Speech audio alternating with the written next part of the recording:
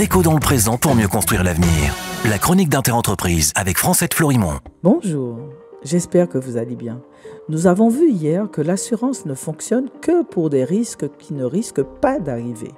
Or, l'instabilité politique et l'accroissement des inégalités font que le risque d'émeute peut devenir récurrent si aucune solution véritable et durable n'est proposée aux populations en difficulté. De même, le réchauffement climatique rend certain la survenue d'épisodes climatiques de plus en plus violents et fréquents, et comme aucune action pour réduire véritablement le réchauffement climatique n'est prise conjointement par tous les États, ces risques deviennent récurrents. Nous le vivons déjà.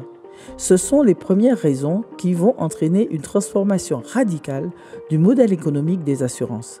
La seconde raison est le flou qui entoure la définition même du terme émeute dans les textes. En effet, l'article 121-8 du Code des assurances stipule que, sauf convention contraire, l'assurance n'est pas tenue de couvrir les pertes et dommages causés par les guerres étrangères, les guerres civiles ou les émeutes. Ces risques ne sont donc pas couverts par défaut et ils le sont si et seulement si l'assureur choisit de les mentionner explicitement dans leur contrat. Cette absence de clarté accentue le risque systémique que représente la garantie émeute. C'est pour cela que les récents troubles et leur violence ont incité les assureurs à réexaminer la couverture des émeutes, c'est-à-dire à enlever la couverture de ce risque dans leurs contrats signés avec les entreprises.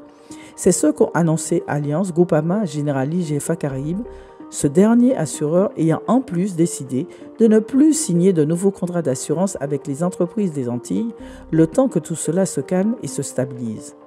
L'instabilité est d'ailleurs la troisième raison qui explique la crispation du monde des assurances. Elle vient de la position de l'État.